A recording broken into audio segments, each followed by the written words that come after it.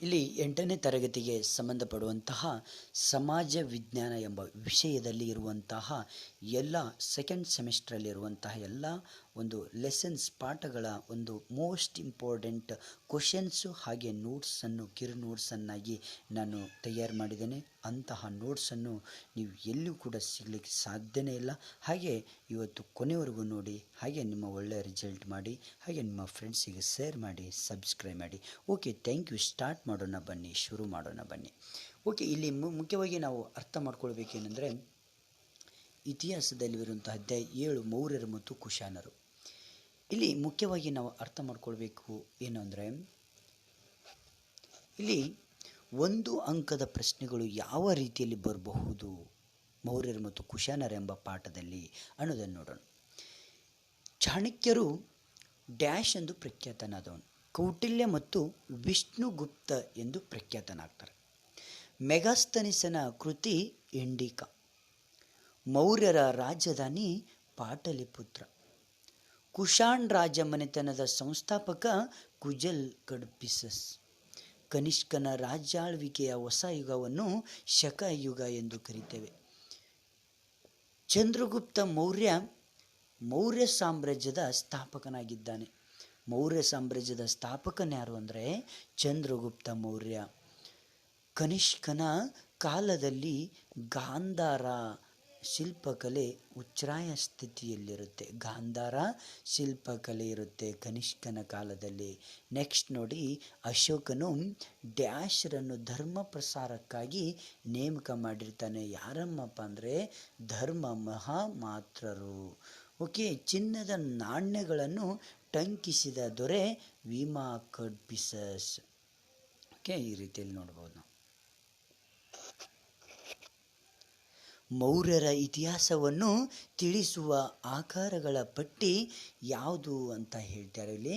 ಮೆಗಸ್ತನಿಸಿದ Indica. ಮೌರ್ಯರ ಇತಿಹಾಸವನ್ನು ತಿಳಿಸುವ ಒಂದು ಆಕಾರಗಳಿವು. ಮೆಗಸ್ತನಿಸನ ಇಂಡಿಕಾ, ಕೌಟಿಲ್ಯನ ಅರ್ಥಶಾಸ್ತ್ರ, ವಿಶಾಖದತ್ತನ ಮುದ್ರಾ ರಾಕ್ಷಸ, ಶ್ರೀಲಂಕಾದ ಬೌದ್ಧ ಸಾಹಿತ್ಯ ಕೃತಿಗಳಾದ ದೀಪವಂಶ ಮತ್ತು ಮಹಾವಂಶ, ಅಶೋಕನ ಶಾಸನಗಳು. ಮತ್ತು ಅಶೋಕನ ಕಾಲದ ಪ್ರಮುಖ ನಗರಗಳನ್ನು ಹೆಸರಿಸಿರಿ ಅಂದರೆ ಪಾಟ್ಲಿಪುತ್ರ, ತಕ್ಷಶಿಲಾ, ಉಜ್ಜಯಿನಿ, ಧೌಲಿ, ಸುವರ್ಣಗಿರಿ ಮತ್ತು ಗಿರ್ನಾರ್. ಅಶೋಕನನ್ನು ಒಬ್ಬ ಮಹಾಶಯನೆಂದು ಇತಿಹಾಸಕಾರರು ಬಣ್ಣಿಸಿದ್ದಾರೆ. ಕಾರಣವೇನಪ್ಪ ಅಂದರೆ ಇಲ್ಲಿ ಕರುಣೆಯಂತಹ ಮಾನವೀಯ ಮೌಲ್ಯಗಳನ್ನು ಅವನು ಹೊಂದಿರ್ತಾನೆ. ಅಶೋಕನು ಕಳಿಂಗ ರಾಜ್ಯವನ್ನು ಆಕ್ರಮಿಸಿಕೊಳ್ಳಲು ಇಲ್ಲಿ 261ರಲ್ಲಿ ಯುದ್ಧ ಸಾರ್ತಾನೆ. ಕಳಿಂಗವನ್ನು ಅಶೋಕ ಗೆದ್ದನಾದರೂ ಯುದ್ಧದ ಒಂದು ಸಾವು ನೋವು ಅವನ ಒಂದು ಮನ ಕಲಿಕಿ ಬಿಡುತ್ತೆ. ಹಾಗಾಗಿ ಅವನು ತುಂಬ ಬೇಜಾರದಲ್ಲಿ ಇರ್ತಾನೆ. ಶಾಂತಿ ಸ್ಥಾಪಕ ಇವನು. ಅಶೋಕ್ ಮುಖ್ಯವಾಗಿ ಏನಾಗಿರ್ತಾನಂದರೆ ಶಾಂತಿ ಸ್ಥಾಪಕನಾಗಿರ್ತಾನೆ. ಕಳಿಂಗ ಯುದ್ಧದ ನಂತರ ಮತ್ತೆಂದು ಯುದ್ಧ ಮಾಡದಿರಲು ಅವನೇನು ಮಾಡ್ತಾನೆ, ನಿರ್ಧಾರ ಮಾಡ್ತಾನೆ. ದಿಗ್ವಿಜಯಕ್ಕಿಂತ ಧರ್ಮದ ವಿಜಯವೇ ಅತ್ಯುನ್ನತ ವಿಜಯವೆಂದು ಏನು ಮಾಡ್ತಾನೆ, ಅಶೋಕನು ಭಾವಿಸ್ತಾನೆ. ಹಾಗಾಗಿ ಅವನೇನು ಮಾಡ್ತಾನೆ, ಬೌದ್ಧ ಧರ್ಮವನ್ನು ರಕ್ಷಣೆ ಮಾಡ್ತಾನೆ. ಬೌದ್ಧ ಧರ್ಮದ ಒಂದು ಕಡೆಗೆ ಪ್ರೇರಿತನಾಗಿ ತನ್ನ ಉಳಿದ ಜೀವನವನ್ನು ಶಾಂತಿ ಪ್ರತಿಪಾದನೆಗೆ ಏನು ಮಾಡ್ತಾನೆ, ಮೀಸಲಿಡ್ತಾನೆ. ಅಹಿಂಸಾವಾದಿ. ಅವನು ತನ್ನ ಸಾಮ್ರಾಜ್ಯದಲ್ಲಿ ಪ್ರಾಣಿ ಪಕ್ಷಿಗಳ ಹತ್ಯೆಯನ್ನು ಏನು ಮಾಡ್ತಾನೆ, ನಿಷೇಧ ಮಾಡಿಬಿಡ್ತಾನೆ. ಉತ್ತಮ ರಾಜ್ಯ. ಯಾಕಂದರೆ ಅಶೋಕನು ಪ್ರಜೆಗಳೆಲ್ಲರೂ ನನ್ನ ಮಕ್ಕಳಿದ್ದಂತೆ ಎಂದು ಸಾರ್ತಾನೆ. ಹಾಗೆ ಮೌಲ್ಯಧಾರಿತ ಜೀವನ ನಡೆಸಿದ ರಾಜ ಅವನು. ಮೌಲ್ಯಧಾರಿತ ಜೀವನವನ್ನು ನಡೆಸ್ತಾನೆ. ತಂದೆ ತಾಯಿಗಳಿಗೆ ವಿಧೇಯರಾಗಿರಬೇಕೆಂದು ಗುರು ಹಿರಿಯರನ್ನು ಗೌರವಿಸಬೇಕೆಂದು ಹೇಳ್ತಾನೆ. ಅಲ್ಲದೆ ದೀನರು ಮತ್ತು ಗುಲಾಮರ ಬಗೆಗೆ ದಯೆಯನ್ನು ತೋರುವಂತೆಯೂ ಕೂಡ ಅವನು ಹೇಳ್ತಾನೆ. ಅಷ್ಟು ಒಳ್ಳೆಯ ಮನಸ್ಸನ್ನು ಅವನು ಹೊಂದಿರ್ತಾನೆ. ಕಲೆ ವಾಸ್ತುಶಿಲ್ಪಕ್ಕೆ ಮಹತ್ವವನ್ನು ನೀಡ್ತಾನೆ. ಬೌದ್ಧ ಧರ್ಮ ಪ್ರಚಾರ ಮಾಡ್ತಾನೆ. ಮತ್ತು ಅಶೋಕನ ಒಂದು ಆಡಳಿತದ ಬಗ್ಗೆ ವಿವರಣೆ ಕೊಡಿ ಅಂತ ಹೇಳಿದಾಗ ಈ ರೀತಿ ಕೊಡಬೇಕು. ಮೌರ್ಯ ಸಾಮ್ರಾಜ್ಯವು ಕೇಂದ್ರೀಕೃತ ಆಡಳಿತ ವ್ಯವಸ್ಥೆಯನ್ನು ಹೊಂದಿರುತ್ತೆ. ಅಧಿಕಾರವು ರಾಜನಲ್ಲಿ ಕೇಂದ್ರೀಕೃತವಾಗಿರುತ್ತೆ. ವಿಶಾಲ ಮೌರ್ಯ ಸಾಮ್ರಾಜ್ಯವನ್ನು ಆಳುವ ಸಲುವಾಗಿ ಅಧಿಕಾರಿ ವರ್ಗವು ಅಸ್ತಿತ್ವಕ್ಕೆ ಬರುತ್ತೆ. ಬಲಿಷ್ಠ ಗೂಢಾಚಾರ ವ್ಯವಸ್ಥೆಯಲ್ಲಿ ಅಸ್ತಿತ್ವದಲ್ಲಿರುತ್ತೆ. ರಾಜ್ಯದ ಅಧೀನದಲ್ಲಿ ಮಂತ್ರಿ, ಪುರೋಹಿತ, ಸೇನಾಪತಿ ಮತ್ತು ಯುವರಾಜ ಅತ್ಯುನ್ನತ ಅಧಿಕಾರಗಳಲ್ಲಿರ್ತಾರೆ. ಸಾಮ್ರಾಜ್ಯವನ್ನು ಪ್ರಾಂತ್ಯಗಳಾಗಿ ವಿಂಗಡಿಸಲಾಗ್ತದೆ. ತಕ್ಷಶಿಲ, ಉಜ್ಜಯಿನಿ, ಧೌಲಿ, ಸುವರ್ಣಗಿರಿ ಮತ್ತು ಗಿರ್ನಾರ್ಗಳು ಪ್ರಾಂತೀಯ ಆಡಳಿತ ಕೇಂದ್ರಗಳಾಗಿರ್ತವೆ.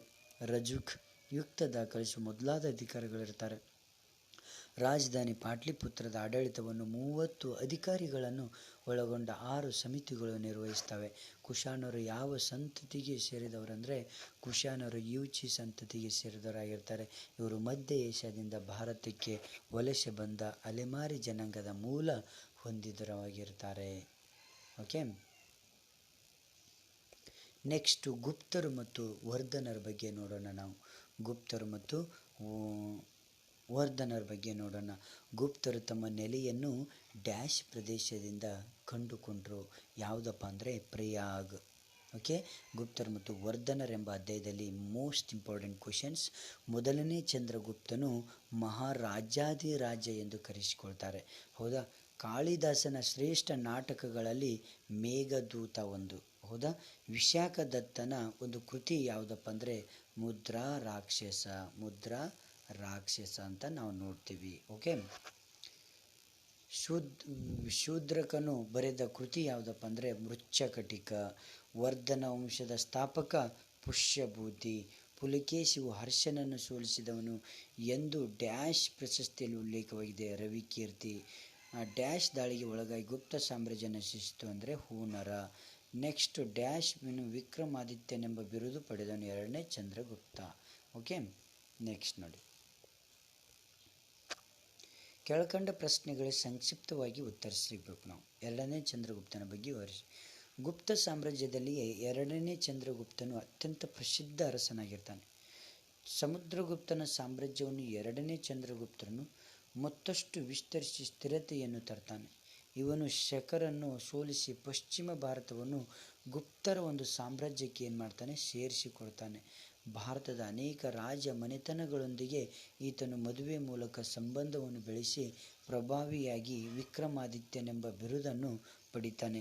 ಇವನ ಒಂದು ಕಾಲದಲ್ಲಿ ಯುದ್ಧಗಳಿಗಿಂತ ಸಾಹಿತ್ಯ ಹಾಗೂ ಕಲೆಗೆ ನೀಡಿದ ಪೋಷಣೆಯು ಸ್ಮರಣೀಯವಾಗಿರುತ್ತೆ. ಸುಪ್ರಸಿದ್ಧ ಸಂಸ್ಕೃತ ಕವಿ ಹಾಗೂ ನಾಟಕಕಾರ ಕಾಳಿದಾಸನು ಇವರ ಒಂದು ಕಾಲಕ್ಕೆ ಸೇರಿರ್ತಾನೆ. ಇಲ್ಲಿ ಗುಪ್ತರ ಒಂದು ಸಾಮ್ರಾಜ್ಯದ ಪತನಕ್ಕೆ ಕಾರಣಗಳೇನೆಂದರೆ ಹೂಣರ ಒಂದು ದಾಳಿಗೆ ನಿರಂತರವಾಗಿ ಒಳಗಾಗಿ ಗುಪ್ತರ ಒಂದು ಸಾಮ್ರಾಜ್ಯವು ಪತನವಾಗಿ ಬಿಡುತ್ತೆ. ಗುಪ್ತರು ಬೃಹತ್ ಸುಸಜ್ಜಿತ ಸೇನೆಯನ್ನೇನು ಹೊಂದಿರಲಿಲ್ಲ. ಯಾಕಂದರೆ ಸಾಮಂತರು ಸೈನ್ಯದ ಅವಶ್ಯಕತೆಯನ್ನು ಯುದ್ಧಗಳ ಸಮಯದಲ್ಲಿ ನೀಡ್ತಾ ಇರ್ತಾರೆ. ಸಾಮಂತರು ಇವರ ಕಾಲದಲ್ಲಿ ಬಹಳಷ್ಟು ಅಧಿಕಾರವನ್ನು ಪಡೆದು ದುರುಪಯೋಗ ಪಡಿಸಿಕೊಳ್ತಾ ಇರ್ತಾರೆ. ಪುರೋಹಿತರು ದಾನದತ್ತಿ ಪಡೆದು ಆರ್ಥಿಕ ವಿನಾಯಿತಿ ಪಡಿತಾರೆ. ಕ್ರಮೇಣವಾಗಿ ಆ ಪ್ರದೇಶದ ನಿವಾಸಿಗಳು, ಕೃಷಿಕರು, ಕುಶಲಕರ್ಮಿಗಳು ಭೂ ಮಾಲೀಕರ ಕಟ್ಟುಪಾಡಿಗೆ ಅಧೀನರಾಗ್ತಾರೆ. ಹೀಗೆ ಸಮಾಜವು ಸಂಕೀರ್ಣ ಹಾದಿಯತ್ತ ಸಾಗುತ್ತೆ ಫ್ರೆಂಡ್ಸ್. ಗುಪ್ತರ ಒಂದು ಕಾಲದ ಶ್ರೇಷ್ಠ ವಿಜ್ಞಾನಿಗಳು ಹೆಸರಿಸಿ ಅಂದರೆ ವರಹ ಮಿಹಿರ, ಭಾಸ್ಕರ್, ಆರ್ಯಭಟ್ಟ, ಚರಕ, ಸುಶ್ರುತ್. ಇವರು ಗುಪ್ತರ ಒಂದು ಕಾಲದ ಶ್ರೇಷ್ಠ ವಿಜ್ಞಾನಿಗಳಾಗಿರ್ತಾರೆ. ಓಕೆ,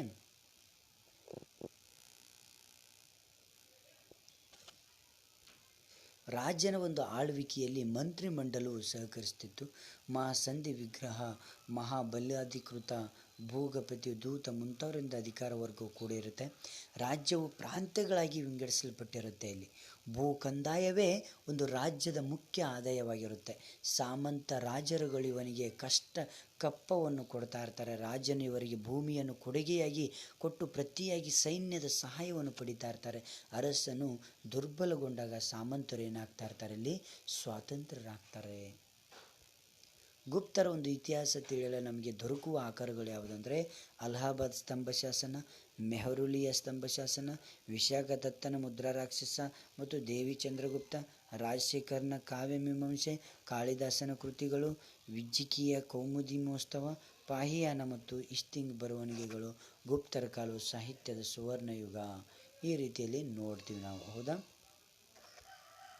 ಎರಡನೇ ಚಂದ್ರಗುಪ್ತನ ಸಾಹಿತ್ಯಕ್ಕೆ ಪ್ರೋತ್ಸಾಹ ನೀಡಿ ಸುಪ್ರಸಿದ್ಧ ಸಂಸ್ಕೃತ ಕವಿ ಹಾಗೂ ನಾಟಕಗಾರ ಕಾಳಿದಾಸನ ಆಶ್ರಯದಾತನಾಗಿರ್ತಾನೆ. ಮೇಘದೂತ, ರಘುವಂಶ, ಕುಮಾರ ಸಂಭವ ಹಾಗೂ ಋತುಸಂಹಾರ ಅವನ ಕಾವ್ಯಗಳು. ಅಭಿಜ್ಞಾನ ಶಾಕುಂತಲ ಅವರ ಶ್ರೇಷ್ಠ ನಾಟಕಗಳಲ್ಲಿ ಒಂದಾಗಿರುತ್ತೆ. ಶೂದ್ರಕನ ಮೃಚ್ಛಕಟಿಕ ಹಾಗೂ ವಿಶಾಖದತ್ತನ ಮುದ್ರಾರಾಕ್ಷಸಿ ಕಾಲದ ಇತರ ಕೃತಿಗಳು ಭಕ್ತಿಯನ್ನು ಆಧರಿಸಿ ವಿವಿಧ ಧರ್ಮಗ್ರಂಥಗಳಾದ ಧರ್ಮಶಾಸ್ತ್ರಗಳು ಹಾಗೂ ಪುರಾಣಗಳ ಸೃಷ್ಟಿಯಾಗ್ತವೆ. ಈ ರೀತಿಯಲ್ಲಿ ನಾವು ನೋಡ್ಬೋದು.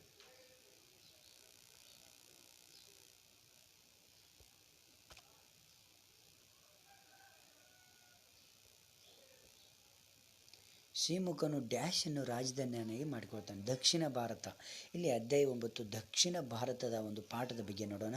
ಶ್ರೀಮುಖನು ಶ್ರೀ ಕಾಕುಲಂನ್ನು ರಾಜಧಾನಿಯನ್ನಾಗಿ ಮಾಡಿಕೊಳ್ತಾನೆ. ಹಾಲನ್ನು ಬರೆದ ಒಂದು ಗ್ರಂಥ ಗತ ಸಪ್ತಸತಿ. ಕನ್ನಡದಲ್ಲಿ ದೊರೆತ ಮೊದಲ ಶಾಸನ ಹಲ್ಮಿಡಿ ಶಾಸನ. ಕದಂಬರ ಒಂದು ರಾಜಧಾನಿ ಬನವಾಸಿಯು ಈಗಿನ ಉತ್ತರ ಕನ್ನಡ ಜಿಲ್ಲೆಯಲ್ಲಿ ಇದೆ. ಗಂಗರ ಪ್ರಮುಖ ರಾಜ್ಯ ಯಾವುದು? ದುರ್ವಿನೀತ. ಚಾವುಂಡರಾಯನ್ ರಚಿಸಿದ ಗ್ರಂಥ ಚಾವುಂಡ ಪುರಾಣ. ಶಕಶತ್ರ ಪರವು ನಿರಂತರ ದಾಳಿಯಿಂದಾಗಿ ಶಾತವಾಹನ ಸಾಮ್ರಾಜ್ಯವು ಪತನಗೊಳ್ಳುತ್ತೆ. ಕದಂಬರ ನಾಡಿನಲ್ಲಿ ಅಜಂತ ಮತ್ತು ಬನವಾಸಿ ಏನಾಗುತ್ತಪ್ಪ ಅಂದರೆ ಇಲ್ಲಿ ಬೌದ್ಧ ಧರ್ಮದ 2 ಕೇಂದ್ರಗಳಾಗಿರ್ತವೆ. ಇಲ್ಲಿ ಒಂದು 9ನೇದು ಶ್ರವಣ ಬೆಳಗೊಳದ ಗೊಮ್ಮಟೇಶ್ವರ ಮೂರ್ತಿಗೆ ಇಂದಿಗೂ 12 ವರ್ಷಕ್ಕೊಮ್ಮೆ ಒಂದು ಮಹಾಮಸ್ತಾಕಿಭಿಷೇಕ ನಡೆಯುತ್ತೆ ಇಲ್ಲಿ. ಓಕೆ, ಸಂಕ್ಷಿಪ್ತವಾಗಿ ಉತ್ತರಿಸಬೇಕಿಲ್ಲಿ.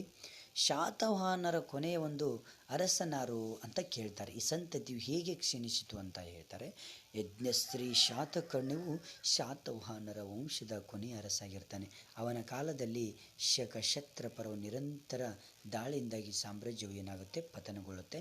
ಶಾತವಾಹನ ಕಲೆಯ ಬಗ್ಗೆ ಬರೆಯಿರಿ ಅಂದರೆ ಶಾತವಾಹನರ ಕಾಲದಲ್ಲಿ ಅಜಂತ ಮತ್ತು ಅಮರಾವತಿಯ ಚಿತ್ರಕಲೆಗಳು ರಚನೆಗೊಳ್ಳುತ್ತವೆ.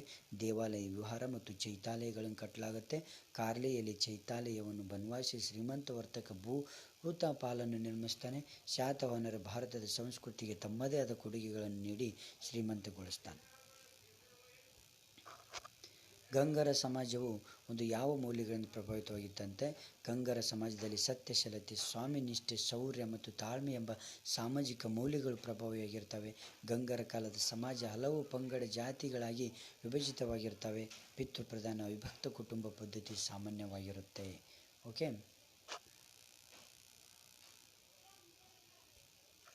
ನೆಕ್ಸ್ಟ್ ನೋಡೋಣ. ದಕ್ಷಿಣ ಭಾರತ ಅಧ್ಯಾಯ 9 ಇದು ನೋಡಿದ್ದೇವೆ ಇದನ್ನು ಆಲ್ರೆಡಿ. ಓಕೆ,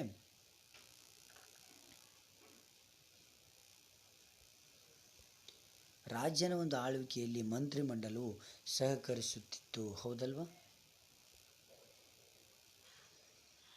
ಇಲ್ಲಿ ಮುಖ್ಯವಾಗಿ ಹಾಗೆ ಒಂದು ಗುಪ್ತರ ಒಂದು ಇತಿಹಾಸ ತಿಳಿಯಲು ನಮಗೆ ದೊರಕುವ ಒಂದು ಆಕಾರಗಳು ಯಾವಪ್ಪ ಅಂದರೆ ಅಲಹಾಬಾದ್ ಸ್ತಂಭ ಶಾಸನ, ಮೆಹೂರುಲಿ ಸ್ತಂಭ ಶಾಸನ, ವಿಶಾಖದತ್ತನ ಮುದ್ರಾ ರಾಕ್ಷಸ ಮತ್ತು ದೇವಿ ಚಂದ್ರಗುಪ್ತ, ರಾಜಶೇಖರನ ಕಾವ್ಯಮೀಮಾಂಸೆ, ಕಾಳಿದಾಸನ ಕೃತಿಗಳು, ವಿಜ್ಜಿಕಿಯ ಕೌಮುದಿ ಮಹೋತ್ಸವ, ಪಾಹಿಯಾನ ಮತ್ತು ಇಸ್ತಿಂಗರ್ ಬರವಣಿಗೆಗಳ. ನೆಕ್ಸ್ಟ್, ಗುಪ್ತರ ಕಾಲವು ಸಾಹಿತ್ಯದ ಸುವರ್ಣ ಯುಗವನ್ನು ಪ್ರತಿಪಾದಿಸಬೇಕು ನಾವು. ಇಲ್ಲಿ ಸಮುದ್ರಗುಪ್ತನು ಸ್ವಂತ ಕವಿಯಾಗಿರ್ತಾನೆ ಮತ್ತು ಎರಡನೇ ಚಂದ್ರಗುಪ್ತನ ಸಾಹಿತ್ಯಕ್ಕೆ ಪ್ರೋತ್ಸಾಹ ನೀಡಿ ಸುಪ್ರಸಿದ್ಧ ಸಂಸ್ಕೃತ ಕವಿ ಹಾಗೂ ನಾಟಕಕಾರ ಕಾಳಿದಾಸನ ಆಶ್ರಯದಾತನಾಗಿರ್ತಾನೆ. ಮೇಘದೂತ, ರಘುವಂಶ, ಕುಮಾರ ಸಂಭವ ಹಾಗೂ ಋತುಸಂಹಾರ ಅವನ ಕಾವ್ಯಗಳಾಗಿರ್ತವೆ. ಶೂದ್ರಕನ ಮೃಚ್ಛಕಟಿಕ ಹಾಗೂ ವಿಶಾಖದತ್ತನ ಮುದ್ರಾ ರಾಕ್ಷಸಿ ಕಾಲದ ಇತರ ಕೃತಿಗಳಾಗಿರ್ತವೆ. ಭಕ್ತಿಯನ್ನು ಆಧರಿಸಿ ವಿವಿಧ ಧರ್ಮ ಗ್ರಂಥಗಳಾದ ಧರ್ಮಶಾಸ್ತ್ರಗಳು ಹಾಗೂ ಪುರಾಣಗಳು ಸೃಷ್ಟಿಯಾಗ್ತವೆ. ವರಾಹ ಮಿಹಿರ ಮತ್ತು ಭಾಸ್ಕರ್, ಆರ್ಯಭಟ, ಚರಕ ಹಾಗೂ ಸುಶ್ರುತಿ ಕಾಲದ ಶ್ರೇಷ್ಠ ವಿಜ್ಞಾನಿಗಳಾಗಿರ್ತಾರೆ. ಚರಕ ಹಾಗೂ ಸುಶ್ರುತರು ವೈದ್ಯಕೀಯ ಅಧ್ಯಯನವನ್ನು ಮಾಡ್ತಾರೆ. ಓಕೆ,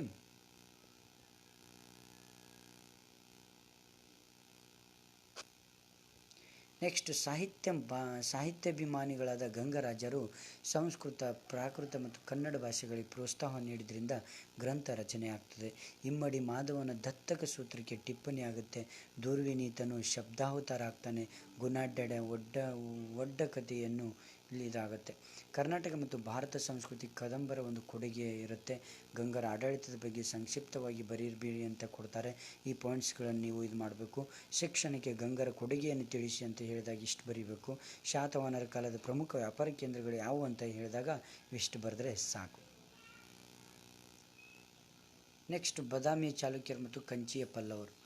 ಇಲ್ಲಿ ಮುಖ್ಯವಾಗಿ ನಾವು ಅರ್ಥ ಮಾಡ್ಕೊಳ್ಬೇಕು, ಪುಲಿಕೇಶಿವು ಸೋಲಿಸಿದ ಪಲ್ಲವರ ದೊರೆ ಯಾರಪ್ಪ ಅಂದರೆ ಮಹೇಂದ್ರ ವರ್ಮ. ಕರ್ನಾಟಕ ಎಂಬ ಹೆಸರನ್ನು ಕೊಟ್ಟ ರಾಜವಂಶದವನು ಚಾಲುಕ್ಯ. ಹರ ಪಾರ್ವತಿಯ ಸಂಸ್ಕೃತ ನಾಟಕದ ಕರ್ತೃ ಶಿವ ಭಟ್ಟಾಚಾರಕ. ವಾತಾಪಿಕೊಂಡ ಎಂಬ ಬಿರುದು ಪಡೆದ ಪಲ್ಲವ ರಾಜ ನರಸಿಂಹವರ್ಮ.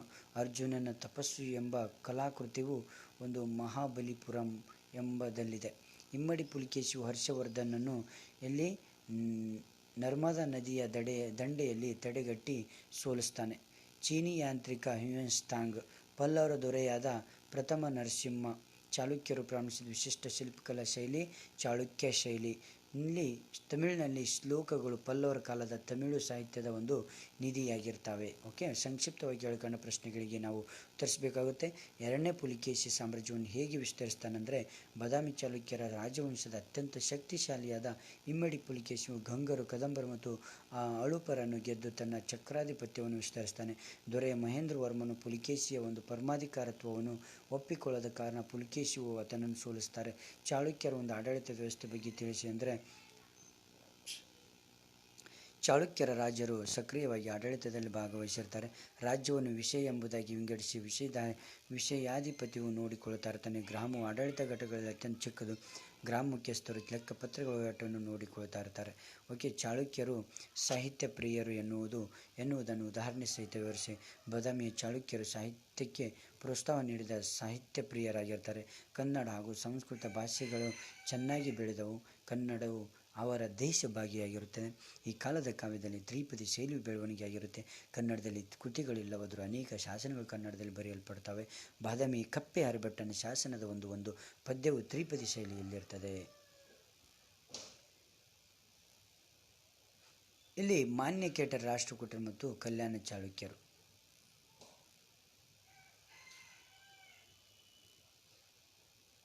ನೆಕ್ಸ್ಟು ಇಲ್ಲಿ ಕಂಚಿಯನ್ನಾಳಿದ ಒಂದು ಪಲ್ಲವ ಅರಸರುಗಳನ್ನು ಹೆಸರಿಸ್ಬೇಕು ನಾವು. ಶಿವಸ್ಕಂದವರ್ಮ, ಮಹೇಂದ್ರವರ್ಮ, ನರಸಿಂಹವರ್ಮ. ಇಲ್ಲಿ ಸಂಸ್ಕೃತಕ್ಕೆ ಮತ್ತು ತಮಿಳಿಗೆ ಪಲ್ಲವರು ಯಾವ ರೀತಿ ಪ್ರೋತ್ಸಾಹ ನೀಡ್ತಾರೆ ಅಂದರೆ, ಪಲ್ಲವರು ಸಂಸ್ಕೃತ ಮತ್ತು ತಮಿಳು ಭಾಷೆಗಳೆರಡಕ್ಕೂ ಪ್ರೋತ್ಸಾಹ ನೀಡ್ತಾರೆ. ಕಂಚಿಯು ಸಂಸ್ಕೃತ ಮತ್ತು ಸಾಹಿತ್ಯದ ಕೇಂದ್ರವಾಗಿರುತ್ತೆ. ಪಲ್ಲವರ ಆಸ್ಥಾನದಲ್ಲಿದ್ದ ಕವಿಗಳು ಭಾರವಿ ಹಾಗೂ ದಂಡಿ. ರಾಜ ಮಹೇಂದ್ರವರ್ಮನು ಸ್ವಂತ ಮತ್ತ ವಿಲಾಸ ಪ್ರವಸನ ಎಂಬ ಸಾಮಾಜಿಕ ನಾಟಕವನ್ನು ಹಾಗೂ ಭಗವದ್ಗೀತಾ ಗ್ರಂಥವನ್ನು ರಚಿಸ್ತಾನೆ. ಎರಡನೇ ಪುಲಿಕೇಶಿಯು ಚಾಲುಕ್ಯರ ಒಂದು ಮಹಾನ್ ಅರಸ ಎಂದು ಸಮರ್ಥಿಸಿ. ಇಲ್ಲಿ ಬಾದಾಮಿ ಚಾಲುಕ್ಯರು ಒಂದು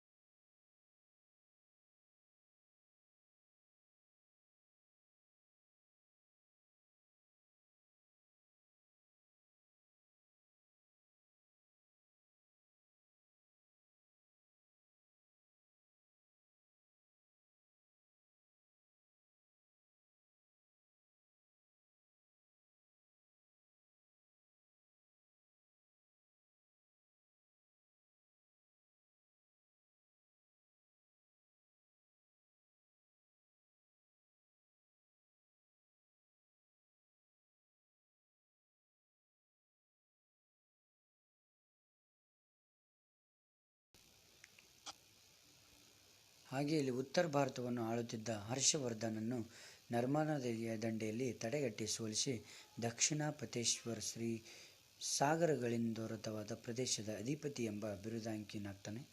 ಇಮ್ಮಡಿ ಪುಲಿಕೇಶಿಗೆ ತನ್ನ ಚಕ್ರಾಧಿಪತ್ಯವೆಲ್ಲವನ್ನು ಒಂದೇ ಕೇಂದ್ರದಿಂದ ಆಳಲು ಸಾಧ್ಯವಾಗಲಿಲ್ಲ. ಯುವನ್ಸ್ತಾಂಗನು ಚಾಳುಕ್ಯ ರಾಜಧಾನಿಗೆ ಭೇಟಿ ನೀಡ್ತಾನೆ. ಇವನ ಪ್ರಕಾರ ದೊರೆಯು ನ್ಯಾಯವಾದಿ ಹಾಗೂ ಕರುಣಾಳವಾಗಿರ್ತಾನೆ. ಅಂತೆ ರಾಜನಿಗೆ ಪ್ರಜೆಗಳಲ್ಲಿ ಅಪಾರ ಪ್ರೀತಿ ಇರುತ್ತೆ. ಇಮ್ಮಡಿ ಪುಲಿಕೇಶಿಯು ಆಶಾವಾದಿ ಚಕ್ರವರ್ತಿಯಾಗಿರ್ತಾನೆ. ವಿದೇಶಿ ದೊರೆಗಳೊಂದಿಗೂ ಕೂಡ ಸ್ನೇಹಮಯ ಸಂಬಂಧಗಳನ್ನು ಈತನು ಹೊಂದಿರ್ತಾನೆ. ಪರ್ಷಿಯನ್ ದೊರೆಯಾದ ಇಮ್ಮಡಿ ಖುಸ್ರುವಿನೊಡನೆ ರಾಯಭಾರಿ ಸಂಬಂಧಗಳನ್ನು ಹೊಂದಿದ್ದನೆಂದು ಅರಬ್ ಇತಿಹಾಸಕಾರರು ತಿಳಿಸ್ತಾರೆ. ಇಲ್ಲಿ ಚಾಲುಕ್ಯರು ಆಸ್ಥಾನಕ್ಕೆ ಭೇಟಿ ನೀಡಿದ್ದ ಚೀನಿ ಯಾಂತ್ರಿಕನ ಬಗ್ಗೆ ಟಿಪ್ಪಣಿ ಬರೆಯಿರಿ ಅಂತ ಹೇಳ್ತಾರೆ. ಯುಯನ್ಸ್ತ್ಯಾಂಗನು ಚಾಳುಕ್ಯ ರಾಜಧಾನಿಗೆ ಭೇಟಿ ನೀಡ್ತಾನೆ. ಇಮ್ಮಡಿ ಪುಲಿಕೇಶಿ ಮತ್ತು ಚಾಳುಕ್ಯ ರಾಜ್ಯದ ಬಗ್ಗೆ ವಿವರಣೆಯನ್ನು ನೀಡ್ತಾನೆ. ದೊರೆಯು ನ್ಯಾಯವಾದಿ ಹಾಗೂ ಕರುಣಾಳವಾಗಿರ್ತಾನೆ. ಸೈನ್ಯವು ಶಿಸ್ತಿನಿಂದ ಕೂಡಿದ್ದು ಸೈನಿಕರು ಮರಣಕ್ಕೆ ಹೆದರದೆ ಮೈಮರೆತು ಕಾದಾಡುವ ಯೋಧರಾಗಿರ್ತಾರೆ. ಪ್ರಜೆಗಳು ಸತ್ಯಪ್ರಿಯರಾಗಿರ್ತಾರೆ, ಸಂತೋಷ ಚಿತ್ತರಾಗಿರ್ತಾರೆ, ಸ್ವಾಭಿಮಾನಿಗಳು, ಸಂಪದ್ಭರಿತರು ಕೂಡ ಗೌರವ ಪ್ರಿಯರು ಮತ್ತು ರಾಜನಿಷ್ಠರಾಗಿರ್ತಾರೆ ಫ್ರೆಂಡ್ಸ್. ನೆಕ್ಸ್ಟ್, ಮಾನ್ಯಕೇಟದ ರಾಷ್ಟ್ರಕೂಟರು ಮತ್ತು ಕಲ್ಯಾಣದ ಚಾಲುಕ್ಯರು. ರಾಷ್ಟ್ರಕೂಟರ ವಂಶದ ಸಂಸ್ಥಾಪಕ ಯಾರಂದರೆ ಇಲ್ಲಿ ದಂತಿದುರ್ಗ. ರಾಷ್ಟ್ರಕೂಟರ ಅವನತಿ ಕಾರಣನಾದ ಕಲ್ಯಾಣದ ಚಾಲುಕ್ಯರ ಅರಸ ಯಾರಂದರೆ 2ನೇ ತೈಲಪ. ಕವಿ ರಹಸ್ಯ ಕೃತಿಯನ್ನು ಬರೆದವರು ಹಲಾಯುಧ. ಪೊನ್ನನು ರಚಿಸಿದ ಪ್ರಸಿದ್ಧ ಕಾವ್ಯ ಶಾಂತಿಪುರಾಣ. ಕಲ್ಯಾಣ ಚಾಳುಕ್ಯರ ಪ್ರಸಿದ್ಧ ದೊರೆ ವಿಕ್ರಮಾದಿತ್ಯ. ಸಾಮಾಜಿಕ ಕ್ರಾಂತಿ ಹರಿಕಾರ ಎಂದು ಕರೆಯಬಹುದಾದವರು ಬಸವೇಶ್ವರ ಬಸವಣ್ಣ. ಕನ್ನಡದ ಮೊದಲ ಗ್ರಂಥ ಕವಿರಾಜ ಮಾರ್ಗ. ರಾಷ್ಟ್ರಕೂಟರ ಒಂದು ಸಾಮ್ರಾಜ್ಯಕ್ಕೆ ಭೇಟಿ ನೀಡಿದ ಅರಬ್ ಯಾಂತ್ರಿಕ ಸುಲೈಮಾನ್. ಕಲ್ಯಾಣವೆಂಬ ಹೊಸ ನಗರವನ್ನು ಕಟ್ಟಿ ರಾಜಧಾನಿಯನ್ನಾಗಿ ಮಾಡಿದ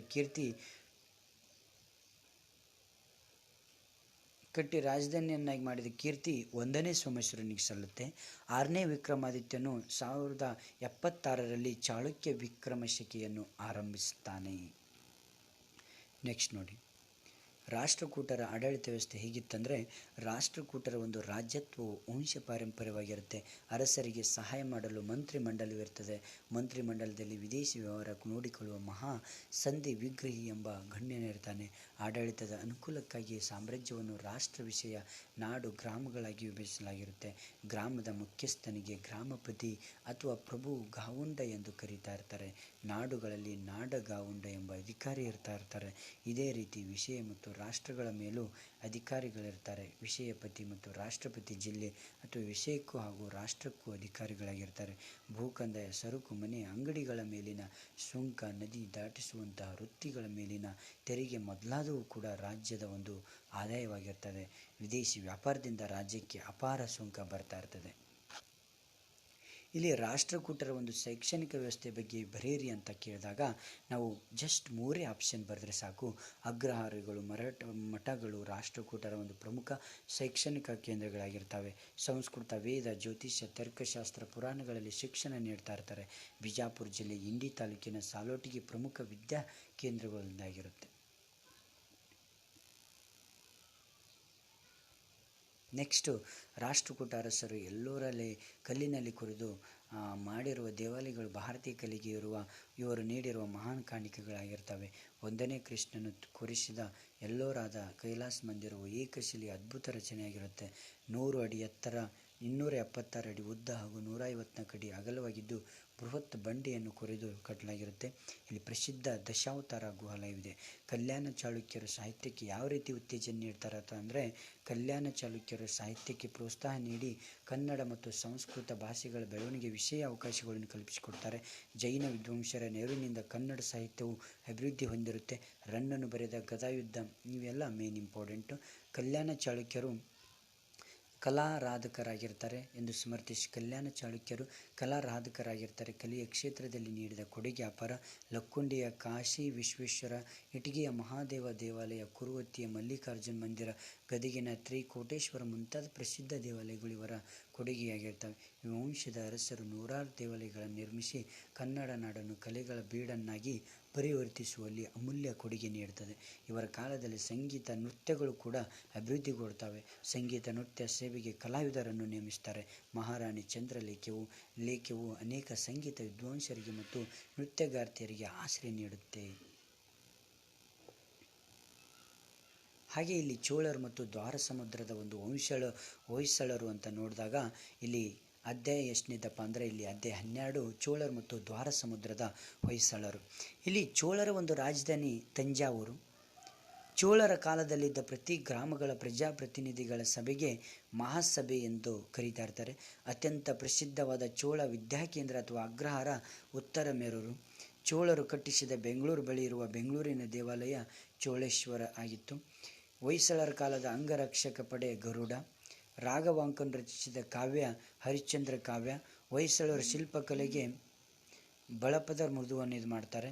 ಹಾಗೆ ಚೋಳರ ಕಾಲದಲ್ಲಿ ಪ್ರತಿ ಗ್ರಾಮದಲ್ಲೂ ಊರ್ ಎಂಬ ಪ್ರಜೆಗಳ ಸಭೆಯನ್ನು ಇಲ್ಲಿ ಏರ್ಪಡಿಸಲಾಗಿರುತ್ತಿತ್ತು.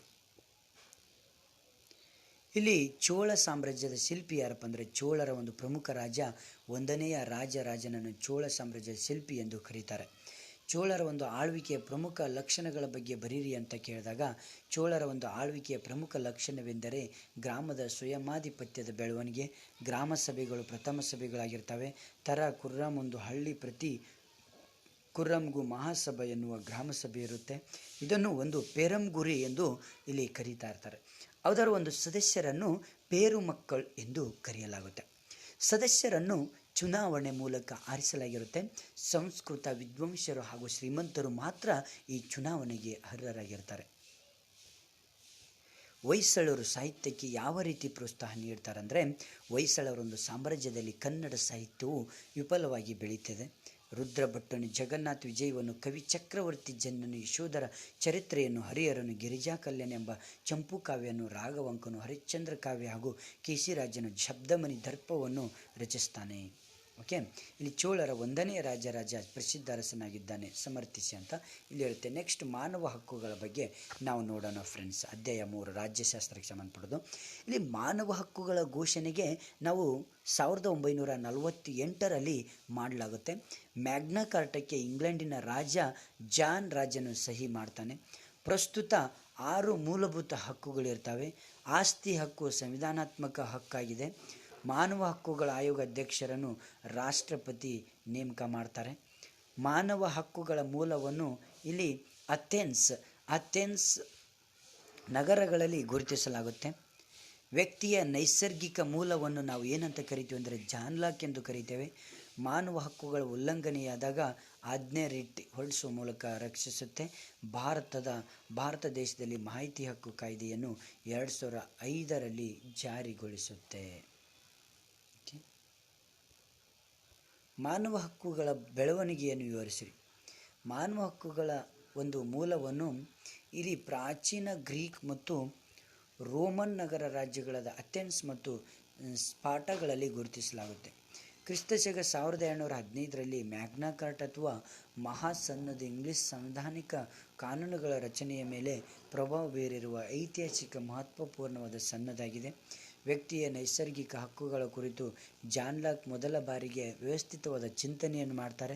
ಇಂಗ್ಲೆಂಡಿನಲ್ಲಿ ನಡೆದ ರಕ್ತರಹಿತ ಕ್ರಾಂತಿಯ ಪ್ರತಿಫಲವಾಗಿ 1689ರಲ್ಲಿ ಒಂದು ಬಿಲ್ ಆಫ್ ರೈಟ್ಸ್ ಜಾರಿಗೊಳಿಸುತ್ತೆ. 15 ಡಿಸೆಂಬರ್ 1791ರಂದು ಮಾನವ ಹಕ್ಕುಗಳ ಪಟ್ಟಿಯನ್ನು ಅಮೆರಿಕ ಸಂವಿಧಾನಕ್ಕೆ ಸೇರ್ಪಡೆ ಮಾಡಲಾಗುತ್ತೆ. 1789ರಲ್ಲಿ ಫ್ರಾನ್ಸ್ ಮಾನವ ಹಕ್ಕುಗಳ ಘೋಷಣೆಯು ಇತಿಹಾಸದಲ್ಲಿ ಒಂದು ದೊಡ್ಡ ಮೈಲಾಗಿರುತ್ತೆ. ಇಲ್ಲಿ ಮಾನವ ಹಕ್ಕುಗಳು ಈ ಮಾನವದರ ಸರ್ವತೋಮುಖ ಅಭಿವೃದ್ಧಿಗೆ ಅಗತ್ಯವಾಗಿದೆ ಸಮರ್ಥಿಸಿ. ಮಾನವ ಹಕ್ಕುಗಳು ವ್ಯಕ್ತಿಯ ಸರ್ವಾಂಗೀಣ ಅಭಿವೃದ್ಧಿಗೆ ಅಗತ್ಯವಾಗಿರ್ತವೆ. ಪ್ರಕೃತಿದತ್ತವಾಗಿ ಮಾನವನಿಗೆ ದೊರೆತು ಇರ್ತವೆ. ಇವುಗಳು ಮಾನವ ಘನತೆ ಗೌರವಗಳನ್ನು ಹೆಚ್ಚಿಸುತ್ತೆ.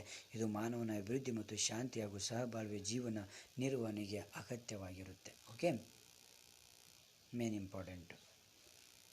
ಹಾಗೆ ಇಲ್ಲಿ ಮುಂದೆ ನೋಡೋದಾದರೆ ಇಲ್ಲಿ ಸರ್ವೋಚ್ಚ ನ್ಯಾಯಾಲಯವು ಮೂಲಭೂತ ಹಕ್ಕುಗಳ ಸಂರಕ್ಷಕನವಾಗಿದೆ ವಿಮರ್ಶಿಸಿ ಅಂತ ಹೇಳ್ತಾರೆ. ಈ 3 ಪಾಯಿಂಟ್ಸ್ ಬರೆದ್ರೆ ಸಾಕು. ರಾಷ್ಟ್ರೀಯ ಮಾನವ ಹಕ್ಕುಗಳ ಆಯೋಗ ಮಾನವ ಹಕ್ಕುಗಳ ಸಂರಕ್ಷಣೆ ಸಮರ್ಥಿಸಿ ಇಷ್ಟು ಪಾಯಿಂಟ್ಸ್ಗಳನ್ನು ಬರೆದ್ರೆ ಸಾಕು ಫ್ರೆಂಡ್ಸ್. ವಿದ್ಯಾರ್ಥಿಗಳೇ ನೋಡಿ, ನೆಕ್ಸ್ಟ್ ರಾಜ್ಯ ಮಾನವ ಹಕ್ಕುಗಳ ಆಯೋಗ ಕುರಿತು ವಿವರಿಸಿರಿ ಅಂದರೆ ಇಲ್ಲಿ 4 ಪಾಯಿಂಟ್ಸ್ಗಳು ಕೊಟ್ಟಿದ್ದೀನಿ. ಅವು ಬರೆದ್ರೆ ನಿಮಗೆ ಈಸಿಯಾಗಿ ಮಾರ್ಕ್ಸ್ಗಳನ್ನು ಗಿಟ್ಟಿಸ್ಕೊಳ್ಬಹುದು ಫ್ರೆಂಡ್ಸ್. ನೆಕ್ಸ್ಟ್ ಸ್ಥಳೀಯ ಸರ್ಕಾರ ಅಧ್ಯಾಯ 4. ಗ್ರಾಮಸಭಾ ಅಧ್ಯಕ್ಷತೆಯನ್ನು ಗ್ರಾಮ ಪಂಚಾಯಿತಿ ಅಧ್ಯಕ್ಷ ಉಪಾಧ್ಯಕ್ಷ ಎಂದು ಕರೀತಾರೆ. ಗ್ರಾಮ ಪಂಚಾಯಿತಿ ಅಧ್ಯಕ್ಷರ ಅಧಿಕಾರಾವಧಿ ಒಂದು 2.5 ವರ್ಷ ಆಗಿರುತ್ತೆ. ಗ್ರಾಮ ಪಂಚಾಯಿತಿಯಲ್ಲಿ 400 ಜನಸಂಖ್ಯೆಗೆ ಒಬ್ಬ ಸದಸ್ಯರನ್ನು ಆಯ್ಕೆ ಮಾಡಲಾಗುತ್ತೆ. ಬೆಂಗಳೂರು ನಗರ ಜಿಲ್ಲೆಯಲ್ಲಿ ಒಂದು 20,000 ಬೆಂಗಳೂರು ನಗರ ಜಿಲ್ಲೆಯಲ್ಲಿ 20,000 ಜನಸಂಖ್ಯೆಗೆ ಒಬ್ಬ ಸದಸ್ಯರನ್ನು ಆಯ್ಕೆ ಮಾಡಿರ್ತಾರೆ. ಕರ್ನಾಟಕದಲ್ಲಿ ಒಟ್ಟು ಏನಾಗಿರ್ತದಪ್ಪ ಅಂದರೆ ಇಲ್ಲಿ 11 ಕರ್ನಾಟಕದಲ್ಲಿ ಒಟ್ಟು 11 ಮಹಾನಗರ ಪಾಲಿಕೆಗಳಿರ್ತವೆ. ನಗರ ಪಾಲಿಕೆ ಸದಸ್ಯರು ಕೌನ್ಸಿಲರ್, ಮಹಾನಗರ ಪಾಲಿಕೆ ಸದಸ್ಯ ಕಾರ್ಪೊರೇಟರ್ ಆಗಿರ್ತಾರೆ. 50,000ದಿಂದ 3,00,000ದೊಳಗಿನ ಜನಸಂಖ್ಯೆಯನ್ನು ಹೊಂದಿರುವ ಪ್ರದೇಶವನ್ನು ನಾವೇನಂತ ಹೇಳ್ತೀವಿ ಅಂದರೆ ನಗರ ಅಂತ ಹೇಳ್ತೀವಿ. ಇಲ್ಲಿ ನಗರವು ಚಿಕ್ಕ ಚಿಕ್ಕ ಚುನಾವಣಾ ವಿಭಾಗಗಳಾಗಿ ವಿಂಗಡಣೆಗೊಂಡು ಬಡಾವಣೆ ಅಥವಾ ವಾರ್ಡ್ ಎಂದು ಕರೀತಾರೆ.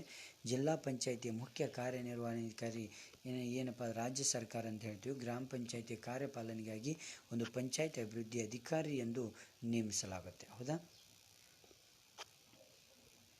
ಸ್ಥಳೀಯ ಸ್ವಯಂ ಸರ್ಕಾರದ ಕಾರ್ಯಗಳೇನಪ್ಪ ಅಂದರೆ ಪಂಚಾಯಿತಿಯ ಆಸ್ತಿಯನ್ನು ರಕ್ಷಿಸಿ ಕಾಪಾಡಿಕೊಳ್ಳುವುದಾಗಿರುತ್ತೆ. ಸ್ಥಳೀಯ ಮಂಡಳಿಯ ವಾರ್ಷಿಕ ಆಯವ್ಯಯದ ಮುಂಗಡ ಪತ್ರ ತಯಾರಿಸುವುದಾಗಿರುತ್ತೆ. ಆರೋಗ್ಯ ಮತ್ತು ಕುಟುಂಬ ಕಲ್ಯಾಣ ಯೋಜನೆಗಳನ್ನು ಕೈಗೊಳ್ಳುವುದಾಗಿರುತ್ತೆ. ರಸ್ತೆ ನಿರ್ಮಾಣ, ವಿದ್ಯುದ್ದೀಕರಣ ಮತ್ತು ಗೃಹ ನಿರ್ಮಾಣ ಮತ್ತು ಕುಡಿಯುವ ನೀರಿನ ಸರಬರಾಜು ಮುಂತಾದ ಅಭಿವೃದ್ಧಿ ಕೆಲಸಗಳಿಗೆ ಕಾರ್ಯನಿಯೋಜನೆ ರೂಪಿಸಿ ಅನುಷ್ಠಾನಗೊಳಿಸುವುದಾಗಿರುತ್ತೆ. ಪ್ರಾಥಮಿಕ, ಪ್ರೌಢ, ವಯಸ್ಕರ ಮತ್ತು ಅನೌಪಚಾರಿಕ ಶೈಕ್ಷಣಿಕ ಕಾರ್ಯಕ್ರಮಗಳನ್ನು ಪ್ರೋತ್ಸಾಹಿಸುವುದಾಗಿರುತ್ತೆ. ತಮ್ಮ ಪ್ರದೇಶಗಳಲ್ಲಿ ಸ್ವಚ್ಛತೆ ಮತ್ತು ನಿರ್ಮಲೀಕರಣ ಕಾಪಾಡುವುದಾಗಿರುತ್ತೆ. ಎಲ್ಲ ಪ್ರಕಾರದ ಮಾಲಿನ್ಯಗಳನ್ನು ತಡೆಗಟ್ಟಿ ಉತ್ತಮ ಆರೋಗ್ಯಕರ ಸವಲತ್ತುಗಳನ್ನು ಒದಗಿಸುವುದಾಗಿರುತ್ತೆ. ಅವಶ್ಯಕ ಪಡಿತರಗಳಾದ ಆಹಾರ ಧಾನ್ಯ, ಸೀಮೆಎಣ್ಣೆ ಇತ್ಯಾದಿಗಳ ವಿತರಣೆಗೆ ಸೂಕ್ತ ವ್ಯವಸ್ಥೆ ನಿರ್ಮಿಸಿ ಸವಲತ್ತುಗಳನ್ನು ಒದಗಿಸುವುದಾಗಿರುತ್ತೆ. ಜನನ ಮತ್ತು ಮರಣಗಳ ನೋಂದಣಿ ಪ್ರಾಮಾಣಿಕವಾಗಿ ಆಗುತ್ತಿರುವುದನ್ನು ಖಾತ್ರಿಪಡಿಸಿಕೊಳ್ಳುವುದು. ಕೃಷಿ, ಪಶುಸಂಗೋಪನೆ, ಖಾದಿ ಮತ್ತು ಕರಕುಶಲ ಉದ್ಯೋಗಗಳನ್ನು ಪ್ರೋತ್ಸಾಹಿಸುವುದಾಗಿರುತ್ತೆ.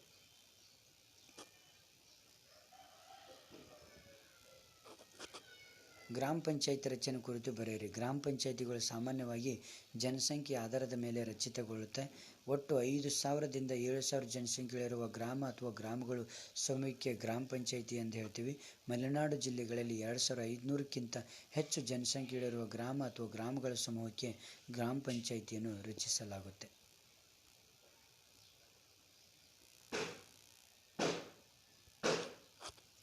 ಸ್ಥಳೀಯ ಸ್ವಯಂ ಸರ್ಕಾರಗಳ ಆದಾಯದ ಮೂಲಗಳು ಯಾವುವು ಅಂತ ಕೇಳಿದಾಗ ಇಷ್ಟು ನೀವು ಬರೀಬೇಕಾಗುತ್ತೆ. ನೆಕ್ಸ್ಟ್ ನಗರ ಸ್ಥಳೀಯ ಒಂದು ಸಂಸ್ಥೆಗಳ ಕಾರ್ಯಗಳ ಕುರಿತು ಟಿಪ್ಪಣಿ ಬರೀರಿ ಅಂದಾಗ ಈ ಪಾಯಿಂಟ್ಸ್ಗಳನ್ನು ನೀವು ಅರಿತುಕೊಳ್ಬೇಕಾಗುತ್ತೆ ಫ್ರೆಂಡ್ಸ್. ಓಕೆ, ಮಹಾನಗರ ಪಾಲಿಕೆಯ ಒಂದು ಕುರಿತು ಬರೀರಿ ಅಂದರೆ ಈ ರೀತಿ ನೀವು ಬರೀಬೇಕಾಗುತ್ತೆ.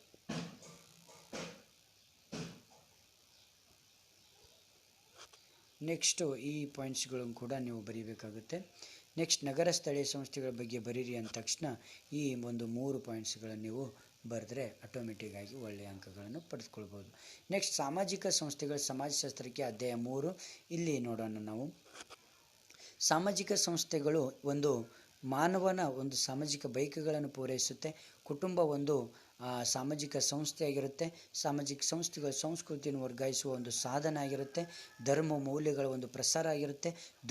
ಧರ್ಮವು ಸಾಮಾಜಿಕ ಒಂದು ನಿಯಂತ್ರಣದ ಅತಿ ಮುಖ್ಯ ಸಾಧನವಾಗಿದೆ. ಇಲ್ಲಿ ವಿವಾಹವು ಕುಟುಂಬದ ವ್ಯವಸ್ಥೆ ತಳಹದಿಯಾಗಿದೆ. ಹಿಂದಿನಿಂದಲೂ ನಾವು ಬಂದ ಪರಂಪರೆಗಳು, ಲೋಕರೂಢಿ, ಕಟ್ಟುಪಾಡುಗಳು ಸಾಮಾಜಿಕ ಸಂಸ್ಥೆಗಳ ಒಂದು ಅಲಿಖಿತ ಒಂದು ನಿಯಮಗಳಾಗಿ ಒಂದು ಸಮಾಜದಲ್ಲಿ ಇರುವ ಎಲ್ಲ ಸಾಮಾಜಿಕ ಸಂಸ್ಥೆಗಳು ಪರಸ್ಪರ ಸಹ ಸಂಬಂಧ ಆಗಿರ್ತವೆ. ಸಮಾಜದಲ್ಲಿ ನಿಯಮಗಳನ್ನು ಮುರಿದರೆ ಶಿಕ್ಷೆನಿಂದನೆ ಬಹಿಷ್ಕಾರ ದಂಡ ಹಾಕುವುದು ಒಂದು ಸಾಮಾಜಿಕ ನಿಯಂತ್ರಣ ಆಗಿರ್ತವೆ. ಓಕೆ, ಕೆಳಗಿನ ಪ್ರಶ್ನೆಗಳಿಗೆ ಉತ್ತರಿಸಿರಿ. ಇಲ್ಲಿ ಸಾಮಾಜಿಕ ಸಂಸ್ಥೆ ಎಂದರೇನು ಅಂತ ಹೇಳಿದಾಗ ಎಷ್ಟು ಬರೆದರೆ ಸಾಕು. ಕುಟುಂಬದ ಕಾರ್ಯಗಳನ್ನು ತಿಳಿಸಿ ಅಂದಾಗ ಈ 3 ಆಪ್ಷನ್ಸ್ಗಳನ್ನು 3 ಪಾಯಿಂಟ್ಸ್ಗಳನ್ನು ಬರೀಬೇಕಾಗುತ್ತೆ. ಹಾಗೆ ಸಾಮಾಜಿಕ ಸಂಸ್ಥೆಯ ಲಕ್ಷಣಗಳು ಯಾವಂದಾಗ ಈ 4 ಅಂಶಗಳನ್ನು ನೀವು ಬರೆಯುವಂತಹದ್ದು ಕಡ್ಡಾಯವಾಗಿರುತ್ತೆ.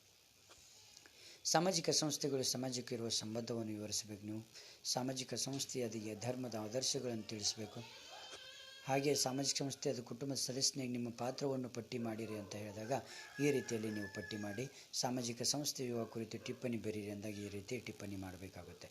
ಓಕೆ, ಈ ರೀತಿಯಲ್ಲಿ ಮತ್ತು ಸಮಾಜದ ಪ್ರಕಾರಗಳು ಅಂತ ಕೇಳಿದಾಗ ಈ ರೀತಿಯಲ್ಲಿ ನಿಮಗೆ ಕ್ವಶನ್ಸ್ಗಳು ಬರುವಂಥ ಸಂಭವ ಜಾಸ್ತಿ ಇರುತ್ತೆ. ಸಮಾಜದ ಪ್ರಕಾರಗಳು ಅಧ್ಯಾಯ 4 ಇಲ್ಲೇ ಆನ್ಸರ್ಸ್ ಇದೆ. ಓಕೆ, ನೆಕ್ಸ್ಟ್ ಇಲ್ಲಿ ಕೂಡ ಕ್ವಶನ್ಸ್ಗಳನ್ನು ಕೆಲವೊಂದು ಕೇಳ್ತಾರೆ. ಸಮಾಜದ ಪ್ರಕಾರಗಳು ಯಾವಂತ ಕೇಳಿದಾಗ ಈ ರೀತಿಯಲ್ಲಿ ನೀವು ಪ್ರಕಾರಗಳನ್ನು ಬರೀಬೇಕು. ಪಶುಪಾಲನಾ ಸಮಾಜ ಎಂದರೇನು ಕೇಳಿದಾಗ ಈ ರೀತಿ ಬರೀಬೇಕು. ಕೃಷಿ ಸಮಾಜದಲ್ಲಿ ಹೇಗೆ ಮಹತ್ವವನ್ನು ಪಡೆದಿದೆ ಅಂದರೆ ಈ ಪಾಯಿಂಟ್ಸ್ಗಳನ್ನು ಬರೀಬೇಕು. ಕೈಗಾರಿಕಾ ಸಮಾಜ ಎಂದರೇನು ಈ ರೀತಿಯೆಲ್ಲ ನೀವು ಬರೀತಾ ಹೋಗಬೇಕಾಗತ್ತೆ. ಓಕೆ, ಇಲ್ಲಿ ಕೂಡ ಪಾಯಿಂಟ್ಸ್ಗಳೆಲ್ಲ ಆಲ್ಮೋಸ್ಟ್ ಪಾಯಿಂಟ್ಸ್ಗಳನ್ನು ಕೊಟ್ಟಿದ್ದೇನೆ.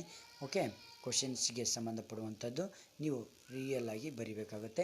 ವಾಯುಗೋಳ ನೋಡಿ ಅಧ್ಯಾಯ 3 ಇಲ್ಲಿ ಭೂಗೋಳಶಾಸ್ತ್ರಕ್ಕೆ ಸಂಬಂಧಪಡೋದು. ಬಿಟ್ಟಿರೋ ಸ್ಥಳವನ್ನು ಸೂಕ್ತ ಪದದಿಂದ ಭರ್ತಿ ಮಾಡಿರಿ ಅಂತ ಇಲ್ಲಿ ನಿಮಗೆ ಕ್ವಶನ್ಸಿಗೆ ಸಂಬಂಧಪಡುವಂತಹ ಆನ್ಸರ್ಸ್ಗಳನ್ನು ಕೂಡ ಕೊಟ್ಟಿದ್ದೇನೆ ನೋಡಿ ಇದನ್ನು.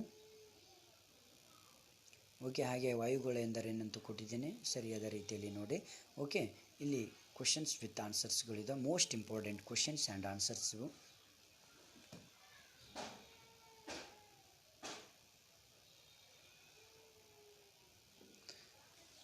ಹಾಗೆ ಇಲ್ಲಿ ಮುಖ್ಯವಾಗಿ ನೋಡಿ ಈ ರೀತಿಯ ಒಂದು ಕ್ವಶನ್ಸ್ಗಳನ್ನು ಕೇಳುವಂಥ ಒಂದು ಸಂಭವ ಜಾಸ್ತಿ ಇರುತ್ತೆ.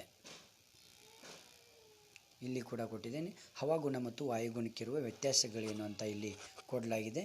ಇಲ್ಲಿ ಒಟ್ಟು 3 ವ್ಯತ್ಯಾಸಗಳನ್ನು ನಾವು ನೋಡಬಹುದು. ವಾಯುಗೋಳದ ವಿವಿಧ ಅನಿಲಗಳ ಸಂಯೋಜನೆಯನ್ನು ತಿಳಿಸಿ ಅಂತ ಹೇಳಿದಾಗ ಇಷ್ಟೆಲ್ಲ ಬರುತ್ತೆ. ಅಯಾನ ವಲಯ, ಸಾಮಾನ್ಯ ಇಳಿಕೆ ದರ, ಶೀತ ವಲಯ, ಅಶ್ವಾಕಾಂಕ್ಷ ಇವೆಲ್ಲ ರೀತಿ ಬರ್ತವೆ.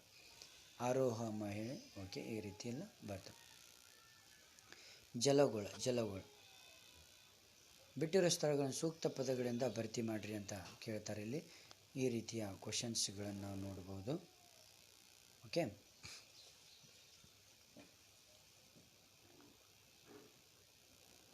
ನೆಕ್ಸ್ಟ್ ಈ ಕೆಳಗಿನ ಪ್ರಶ್ನೆಗಳಿಗೆ ಉತ್ತರಿಸಿ ಅಂತ ಕೇಳ್ತಾರೆ. ಜಲಗೋಳ ಎಂದರೇನಂತ ಕೇಳ್ತಾರೆ. ಇಲ್ಲಿ ಆನ್ಸರ್ಸ್ ಕೂಡ ಕೊಟ್ಟಿದ್ದೀನಿ. ಸಾಗರ ತಳದ ಭೂ ಸ್ವರೂಪದ 4 ಪ್ರಮುಖ ಭಾಗಗಳನ್ನು ತಿಳಿಸಿ ಅಂತ ಹೇಳ್ತಾರೆ. ಇದನ್ನು ಕೂಡ ಕೊಟ್ಟಿದ್ದೀನಿ. ಈ ರೀತಿಯ ಒಂದು ಮತ್ತೆ ಇಲ್ಲಿ ಬೇರೆ ವ್ಯತ್ಯಾಸ, ಸಾಗರ ಪ್ರವಾಹಗಳು ಮತ್ತು ಉಬ್ಬರವಿಳಿತಗಳಿಗೂ ವ್ಯತ್ಯಾಸವೇನು ಅಂತ ಕೇಳಿದಾಗ ಈ ರೀತಿ ವ್ಯತ್ಯಾಸಗಳನ್ನು ನಾವು ಕಾಣಬೇಕಾಗುತ್ತೆ ಫ್ರೆಂಡ್ಸ್. ಓಕೆ, ಗರಿಷ್ಠ ಅಥವಾ ಅಧಿಕ ಉಬ್ಬರ, ಕನಿಷ್ಠ ಉಬ್ಬರ ಅಂತ ಇಲ್ಲಿ ಆಪ್ಷನ್ಸ್ಗಳನ್ನು ಕೊಟ್ಟಿದ್ದೀನಿ. ಸಾಗರಗಳನ್ನು ನಾವು ಹೇಗೆ ಸಂರಕ್ಷಿಸಬೇಕು, ಉಬ್ಬರವಿಳಿತಗಳ ಉಪಯೋಗಗಳೇನು, ಹೊಂದಿಸಿ ಬರಿ ಇವೆಲ್ಲ ನಾನು ಕೊಟ್ಟಿದ್ದೇನೆ. ಓಕೆ, ಜೀವಗೋಳಕ್ಕೆ ಸಂಬಂಧಪಡೋದು ಕೂಡ ಇಲ್ಲಿ ಆಲ್ಮೋಸ್ಟ್ ನಿಮಗೆ ಕೊಟ್ಟಿದ್ದೇನೆ. ತುಂಬ ಈಸಿ ಇರುವಂಥ ಒಂದು ಕ್ವಶನ್ಸ್ಗಳು, ಮೋಸ್ಟ್ ಇಂಪಾರ್ಟೆಂಟ್ ಮತ್ತು ಎಲ್ಲ ಸ್ಪರ್ಧಾತ್ಮಕ ಪರೀಕ್ಷೆಗಳಿಗೂ ಕೂಡ ಇಂಪಾರ್ಟೆಂಟ್ ಆಗ್ತವೆ. ಹೌದಾ, ಇದು ಮೇನ್ ಇಂಪಾರ್ಟೆಂಟು. ಓಕೆ, ನೆಕ್ಸ್ಟು ಇಲ್ಲಿ ಜೀವಗೋಳ ಮತ್ತು ಪರಿಸರ ಸಮತೋಲನ, ಜಾಗತಿಕ ತಾಪನ, ಹಸಿರುಮನೆ ಪರಿಣಾಮ, ಓಜನ್ ತೆಳುವಾಗುವಿಕೆ, ಆಮ್ಲ ಮಳೆ ಈ ರೀತಿಯ ಕ್ವಶನ್ಸ್ಗಳನ್ನು ನಾನು ಇಲ್ಲಿ ಕೊಟ್ಟಿದ್ದೇನೆ. ಓಕೆ, ನೀವು ಸರಿಯಾದ ರೀತಿಯಲ್ಲಿ ಏನು ಮಾಡಿ ಅದನ್ನು ನೀವು ಓದ್ಕೊಳ್ಬೇಕಾಗುತ್ತೆ. ನೆಕ್ಸ್ಟು ರಾಷ್ಟ್ರೀಯ ಆದಾಯ ಮತ್ತು ಭಾರತದ ಅರ್ಥವ್ಯವಸ್ಥೆ ವಿವಿಧ ವಲಯಗಳು ಅರ್ಥಶಾಸ್ತ್ರಕ್ಕೆ ಸಂಬಂಧಪಡೋದು. ಖಾಲಿ ಬಿಟ್ಟ ಸ್ಥಳಗಳನ್ನು ಸೂಕ್ತ ಪದದಿಂದ ಭರ್ತಿ ಮಾಡಿದೆ ನೋಡಿ. ತಲಾ ಆದಾಯ ರಾಷ್ಟ್ರೀಯ ಆದಾಯವನ್ನು ನಾವು ಏನಂತ ಹೇಳ್ತೀವಿ, ಜನಸಂಖ್ಯೆಯಿಂದ ಭಾಗಿಸ್ತೇವೆ. ಭಾರತದಲ್ಲಿ ರಾಷ್ಟ್ರೀಯ ಆದಾಯ ಅಂದಾಜನ್ನು ಮಾಡುವ ಜವಾಬ್ದಾರಿ ಹೊಂದಿರುವ ಸಂಸ್ಥೆಯು ಇಲ್ಲಿ ಕೇಂದ್ರೀಯ ಅಂಕಿಸಂಖ್ಯಾ ಸಂಸ್ಥೆಯು ಆಗಿರುತ್ತೆ. ಇಲ್ಲಿ ಇಂದು ಭಾರತದ ರಾಷ್ಟ್ರೀಯ ಆದಾಯದಲ್ಲಿ ಅತ್ಯಂತ ಹೆಚ್ಚು ಪಾಲು ಏನಾಗಿ ತೃತೀಯ ವಲಯ, ಸೇವಾ ವಲಯ ಆಗಿರುತ್ತದೆ. ಸಣ್ಣ ಕೈಗಾರಿಕೆಗಳು ಯಂತ್ರೋಪಕರಣದ ಮಾಡಿದ ಹೂಡಿಕೆಯ ಪ್ರಮಾಣ ಆಗಿರುತ್ತೆ. ಭಾರತದ ಕೃಷಿಯನ್ನು ನಾವು ಮಾನ್ಸೂನ್ ಅಂತ ಹೇಳ್ತೀವಿ. ಭಾರತದ ನೀರಾವರಿ ಕೃಷಿ ಭೂಮಿ ಪ್ರಮಾಣ ಸಾಗುವಳಿ ಕ್ಷೇತ್ರದ ಟೋಟಲ್ 30% ಇರುತ್ತೆ. ಇಲ್ಲಿ ಕೇಂದ್ರೀಯ ಅಂಕಿಸಂಖ್ಯಾ ಸಂಸ್ಥೆಯು ಇಲ್ಲಿ ಭಾರತದಲ್ಲಿ ರಾಷ್ಟ್ರೀಯ ಆದಾಯ ಮೊತ್ತವನ್ನು ಅಂದಾಜಿಸುತ್ತೆ. ಹೀಗೆ ಈ ರೀತಿಯಲ್ಲಿ ನಾನು ಕೊಟ್ಟಿದ್ದೇನೆ. ನೆಕ್ಸ್ಟ್ ರಾಷ್ಟ್ರೀಯ ಆದಾಯವನ್ನು ವ್ಯಾಖ್ಯಾನಿಸಿ ಅಂತ ಕೇಳ್ತಾರೆ. ಈ ರೀತಿಯಲ್ಲಿ ನಾವು ವ್ಯಾಖ್ಯಾನಿಸಬೇಕಾಗುತ್ತೆ. ಹೌದಾ, ನೆಕ್ಸ್ಟ್ 2015ರಲ್ಲಿ 5 ಸದಸ್ಯರು ಕುಟುಂಬದ ಆದಾಯ ರೂಪಾಯಿ ಇಷ್ಟು ನಾವು ನೋಡ್ಬೋದಾಗುತ್ತೆ. ನೆಕ್ಸ್ಟ್ ಭಾರತದಲ್ಲಿ ಕೃಷಿ ಹಿಡುವಳಿಗಳ ಗಾತ್ರವು ಇಳಿಕೆಯಾಗಲು ಕಾರಣಗಳು ಈ ಥರ ನಾವು ನೋಡ್ಬೋದು. ಭಾರತದ ಕೃಷಿ ಬಿಕ್ಕಟ್ಟಿಗೆ ಪರಿಹಾರಗಳನ್ನು ಚರ್ಚಿಸಿವೆ ಅಂತ ಕೇಳ್ಬೋದು. ಭಾರತದ ಕೃಷಿ ಹಿಡುವಳಿಗಳ ಗಾತ್ರ ಇಳಿಕೆಯ ಪರಿಣಾಮಗಳು ಯಾವುವು ಅಂತಲೂ ಕೇಳ್ಬೋದು. ಈ ರೀತಿಯಲ್ಲಿ ನೀವು ಬರೀಬೇಕಾಗುತ್ತೆ. ಓಕೆ, ನೆಕ್ಸ್ಟ್ ಸರ್ಕಾರ ಮತ್ತು ಅರ್ಥವ್ಯವಸ್ಥೆ ಬಗ್ಗೆ ನಾನು ಇಲ್ಲಿ ಕೊಟ್ಟಿದ್ದೇನೆ. ಸರ್ಕಾರ ಮತ್ತು ಅರ್ಥವ್ಯವಸ್ಥೆ ಯೋಜನಾ ಆಯೋಗವನ್ನು ಡ್ಯಾಶಲ್ಲಿ 1950ರಲ್ಲಿ ಸ್ಥಾಪಿಸಲಾಗುತ್ತೆ. 12ನೇ ಪಂಚವಾರ್ಷಿಕ ಯೋಜನೆಯ ಕಾಲಾವಧಿಯು ಏನು 2012-2017ರಲ್ಲಿ ಆಗುತ್ತೆ. ಒಟ್ಟು ರಾಷ್ಟ್ರೀಯ ಆದಾಯವನ್ನು ಪರಿಗಣಿಸಿದಾಗ ವಿಶ್ವದ ಮೊದಲ ಒಂದು ಭವಿಷ್ಯದ ಆರ್ಥಿಕ ಸೂಪರ್ ಪವರ್ ಆಗಿರುತ್ತೆ. ಭಾರತದ ಪ್ರಸ್ತುತ ಬಡತನ ಪ್ರಮಾಣವು 22% ಇರುತ್ತೆ. ಬಹಳಷ್ಟು ವರ್ಷಗಳವರೆಗೆ ಭಾರತದ ಆರ್ಥಿಕ ನೀತಿಯು ಜನರ ಯೋಗಕ್ಷೇಮ ಆಗಿರುತ್ತೆ. ಹೌದಾ, ಈ ರೀತಿಯಲ್ಲಿ ನಾನು ಕೊಟ್ಟಿದ್ದೇನೆ. ದಯವಿಟ್ಟು ಸ್ಕ್ರಿಪ್ಟ್ ನೋಡಿದ ಕೊನೆವರೆಗೂ ನೋಡಿ, ನಿಮ್ಮ ಫ್ರೆಂಡ್ಸಿಗೆ ಶೇರ್ ಮಾಡಿದನು. ಓಕೆ, ಭಾರತೀಯ ಯೋಜನೆಗಳ ಪ್ರಮುಖ ಉದ್ದೇಶಗಳನ್ನು ಪಟ್ಟಿ ಮಾಡಿರಿ ಅಂತಲೂ ಇಲ್ಲಿ ಕೊಡಲಾಗಿದೆ ಪ್ರಶ್ನೆ. ಇಲ್ಲಿ ಉತ್ತರವನ್ನು ಕೂಡ ನೀಡಿದ್ದೇನೆ. ಓಕೆ, ನೆಕ್ಸ್ಟ್ ಭಾರತೀಯ ಒಂದು ಯೋಜನೆಗಳ ಪ್ರಮುಖ ವಿಫಲತೆಗಳು ಯಾವುವಂತನೂ ಕೂಡ ಇಲ್ಲಿ ಪ್ರಶ್ನೆ ಕೇಳಿದ್ದಾರೆ. ಅದಕ್ಕೆ ಉತ್ತರವು ಕೂಡ ಇದೆ. 1999 ಭಾರತದ ಆರ್ಥಿಕ ಸ್ಥಿತಿಯ ವರ್ಣನೆ ಮಾಡಿರಿ ಅಂತ ಇದೆ. ಅದು ಕೂಡ ಇಲ್ಲಿ ಉತ್ತರವನ್ನು ಕೊಂಡುಕೊಳ್ಳಲಾಗಿದೆ. ಆರ್ಥಿಕ ಉದಾರೀಕರಣ ಮತ್ತು ಕ್ರಮಗಳಡಿಯಲ್ಲಿನ ಪ್ರಮುಖ ಅಂಶಗಳನ್ನು ಪಟ್ಟಿ ಮಾಡಿರಿ ಅಂತ ಇಲ್ಲಿ ಕೊಡಲಾಗಿದೆ. ಉತ್ತರ ನೋಡಿ, ಇಷ್ಟು 5 ಪಾಯಿಂಟ್ಸ್ ಬರೆದರೆ ಸಾಕು ನೀವು. ನೆಕ್ಸ್ಟ್, ಭಾರತ ಸ್ವಾತಂತ್ರ್ಯ ಸಂಬಂಧ ದೇಶದ ಆರ್ಥಿಕ ಸ್ಥಿತಿ ಹೇಗಿತ್ತು ಅಂತ ಕೇಳ್ತಾರೆ. ಭಾರತೀಯ ಯೋಜನೆ ಸಾಧನೆಗಳನ್ನು ನೋಡ್ತಾರೆ. ಆರ್ಥಿಕ ಅಭಿವೃದ್ಧಿಗಾಗಿ ಹೊಂದಿರುವ ಸರ್ಕಾರದ ಪ್ರಸ್ತುತ ಕಾರ್ಯಕ್ರಮಗಳು ಯಾವುವು? ಇವು most wanted, most important questions ಇವು ನೋಡಿ. ಓಕೆ, ಸರಿಯಾದ ರೀತಿಯಲ್ಲಿ ಆರ್ಥಿಕ ಅಭಿವೃದ್ಧಿಯಾಗಿರುವ ಸರ್ಕಾರದ ಪ್ರಸ್ತುತ ಕಾರ್ಯಕ್ರಮಗಳು ಯಾವುವು? ಈ ರೀತಿಯಲ್ಲಿ ಕಾರ್ಯಕ್ರಮಗಳನ್ನು ನಾವು ನೋಡ್ತೀವಿ. Okay, next LPG ನೀತಿಗಳೆಂದರೇನು? 1991 ಹೊಸ ಆರ್ಥಿಕ ನೀತಿ ಮುಖ್ಯಾಂಶಗಳು ಯಾವುವು ಅಂತ ಇಲ್ಲಿ ಕೇಳ್ತಾರೆ. ಓಕೆ, ನೆಕ್ಸ್ಟ್ ವ್ಯವಹಾರ ಮತ್ತು ಕೈಗಾರಿಕೆ. ವ್ಯವಹಾರ ಅಧ್ಯಾಯ 2, ವ್ಯವಹಾರ ಮತ್ತು ಕೈಗಾರಿಕೆ. ಇಲ್ಲಿ ಒಟ್ಟು 8 ಪ್ರಶ್ನೆಗಳನ್ನು ಕೊಟ್ಟಿದೆ. ಇಲ್ಲಿ ಆನ್ಸರ್ಸ್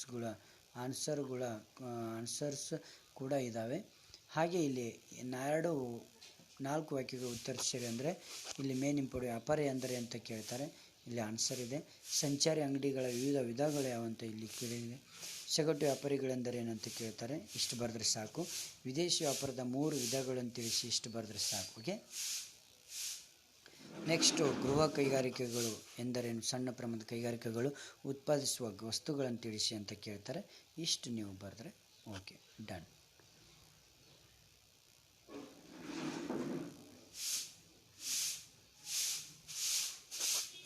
ಆರನೇದು ನೋಡಿ, ಸ್ಥಳದ ಅಭಾವ ಮತ್ತು ನಷ್ಟದ ಭಯ ನಿವಾರಿಸಲು ಸ್ಥಾಪಿತವಾಗಿರುವ ಸೇವೆಗಳು. ಇವು ಇಷ್ಟು ಬರಿಬೇಕು. ಲಾಭದ ಆಸೆಯಿಂದ ಕೆಲವು ವ್ಯಾಪಾರಗಾರರು ಕೆಲವು ಅಹಿತಕರ ಪದ್ಧತಿಗಳನ್ನು ಅನುಸರಿಸ್ತಾರೆ. ಇವು ಯಾವುವು ಅಂತಲೂ ಕೇಳ್ತಾರೆ. ಲಾಭದ ಆಸೆಯಿಂದ ಕೆಲವು ವ್ಯಾಪಾರಗಾರರು ಅಹಿತಕರ ಪದ್ಧತಿಗಳನ್ನು ಅನುಸರಿಸ್ತಾರೆ. ಇವುಗಳನ್ನು ತಪ್ಪಿಸಲು ಕೈಗೊಂಡಿರುವ ಕ್ರಮಗಳು ಯಾವುವು ಅಂತಲೂ ಕೇಳ್ತಾರೆ. ಓಕೆ, ಕೆಳಗಿನ ಪ್ರತಿಯೊಂದು ಪ್ರಶ್ನೆಗಳಿಗೆ 8 ರಿಂದ 10 ವಾಕ್ಯಗಳ ಉತ್ತರ ಬರೆಯಿರಿ. ಇಷ್ಟು ಮೇನ್ ಇಂಪಾರ್ಟೆಂಟ್. ಓಕೆ, ಚಿಲ್ಲರೆ ಮತ್ತು ವ್ಯಾಪಾರಿಗಳಿಂದ ಸೇವೆಗಳನ್ನು ತಿಳಿಸಿ. ಇದು ಮೇನ್ ಇಂಪಾರ್ಟೆಂಟ್. ವಿವಿಧ ರೀತಿಯ ಚಿಲ್ಲರೆ ವ್ಯಾಪಾರಿಗಳನ್ನು ಪಟ್ಟಿ ಮಾಡಿ ಪ್ರತಿಯೊಂದಕ್ಕೂ 1-2 ವಾಕ್ಯಗಳು ಉತ್ತರಿಸಿ. ಈ ರೀತಿಯಲ್ಲಿ ಪ್ರಶ್ನೆಗಳನ್ನು ಕೇಳ್ತಾರೆ. ಓಕೆ, ವ್ಯವಹಾರದ ಸಾಮಾಜಿಕ ಉದ್ದೇಶಗಳೇನು? ಈ ರೀತಿ ಪ್ರಶ್ನೆ ಕೇಳ್ತಾರೆ. ಓಕೆ, ನೆಕ್ಸ್ಟ್, ಒಂದು ದೇಶಕ್ಕೆ ವಿದೇಶಿ ವ್ಯಾಪಾರದ ಒಂದು ಅವಶ್ಯಕತೆಯನ್ನು ಕುರಿತು ವಿವರಿಸಿರಿ ಅಂತ ಹೇಳ್ತಾರೆ. ಇದು ನೋಡಿ ಮೇನ್ ಇಂಪಾರ್ಟೆಂಟ್. ಮತ್ತು ಪ್ರಾಥಮಿಕ ಉದ್ಯಮಗಳು, ದ್ವಿತೀಯ ಉದ್ಯಮಗಳು ಅಥವಾ ಕೈಗಾರಿಕೆಗಳ 2 ವಿಧಗಳನ್ನು ಸ್ಥೂಲವಾಗಿ ಪರಿಚಯಿಸಿ ಅಂತ ಹೇಳ್ತಾರೆ. ಓಕೆ, ಈ ರೀತಿಯಲ್ಲಿ ಮೇನ್ ಇಂಪಾರ್ಟೆಂಟು. ನೀವು